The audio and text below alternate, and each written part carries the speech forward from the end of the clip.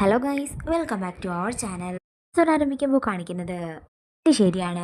ആകെ വിഷമിച്ച് തകർന്നിരിക്കുന്ന അർച്ചനയുടെ അടുത്തേക്ക് തൻ്റെ കുഞ്ഞിനെയും കൊണ്ട് ചെല്ലുകയാണ് ആതിരയും സച്ചിയും. ഇതിനെ കണ്ടിട്ടും അർച്ചന എടുക്കാതിരിക്കുന്ന കാണുമ്പോൾ ആതിര പറയുകയാണ്, ചേച്ചി, ചേച്ചിയുടെ മോള് വരുന്നതിന് മുമ്പ് ഇവിടെയല്ലേ ചേച്ചി സ്വന്തം മോളെ പോലെ കണ്ടിരുന്നത്? ഇപ്പോഴും അങ്ങനെ തന്നെ കണ്ടാൽ മതിയെന്ന് പറഞ്ഞുകൊണ്ട് ആതിര സച്ചിയോട് കുഞ്ഞിനെ കൊടുക്കാൻ പറയുകയാണ്. ആതിരയുടെ വാക്കുകൾ കേട്ട് വിഷമത്തോടെയാണെങ്കിലും അർച്ചന കുഞ്ഞിനെ കയ്യിൽ വാങ്ങുന്നു.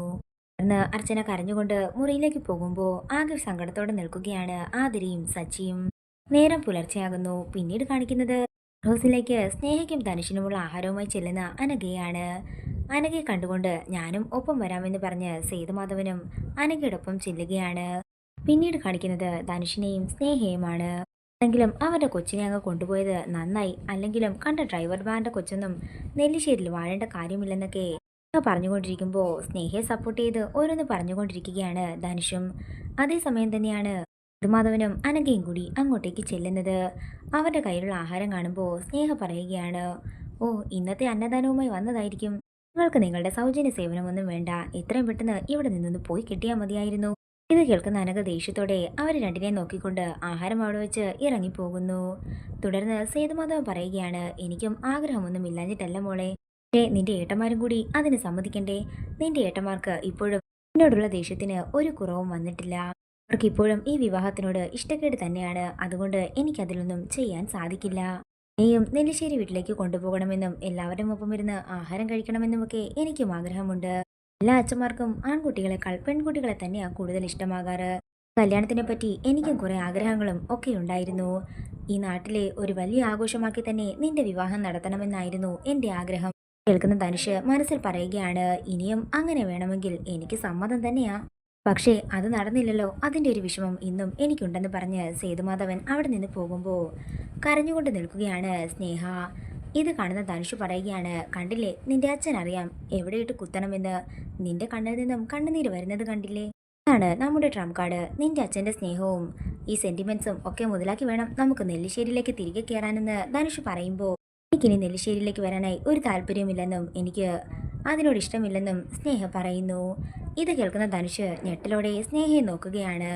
അങ്ങനെയൊന്നും പറഞ്ഞു പോകാതെ സ്നേഹയെ, നിനക്ക് കൂടി അവകാശപ്പെട്ട വീടാ അത്. അത് നീ എന്തിനാ അങ്ങനെ ബാക്കിയുള്ളവർക്കൊക്കെ ആയിട്ട് എഴുതി കൊടുക്കുന്നത്? എന്താണെങ്കിലും നമുക്ക് നെല്ലിശ്ശേരി വീടിന്റെ അകത്തേക്ക് കയറണം. അധികം വൈകാതെ തന്നെ അതുണ്ടാകുമെന്നാ എൻ്റെ മനസ്സ് പറയുന്നതെന്നൊക്കെ ധനുഷ് പറയുമ്പോൾ അതിന് സമ്മതമെന്നോണം നോക്കുകയാണ് സ്നേഹ.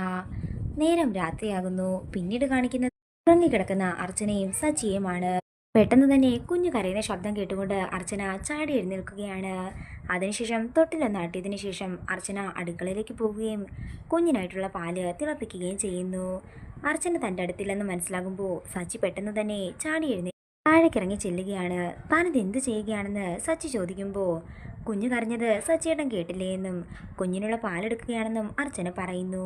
കേൾക്കുന്ന സച്ചി പറയുകയാണ്, താനെന്താ എല്ലാ കാര്യങ്ങളും മറന്നുപോയോ? കുഞ്ഞിനെ അവർ കൊണ്ടുപോയതെന്നും തനിക്ക് ഓർമ്മയില്ലേ? ഇത് കേൾക്കുന്ന അർച്ചന പഴയ കാര്യങ്ങളെല്ലാം ഓർത്തുകൊണ്ട് കരയുകയാണ്. എടോ, ആ കുഞ്ഞിനെ ഇനി നമുക്ക് കിട്ടുമെന്ന് തന്നെ ഒരു ഉറപ്പുമില്ലെന്ന് സച്ചി പറയുമ്പോൾ അർച്ചന പൊട്ടിക്കരഞ്ഞുകൊണ്ട് സച്ചിയോട് ചേർന്ന് നിൽക്കുകയാണ്. നേരം പുലർച്ചെയാകുന്നു.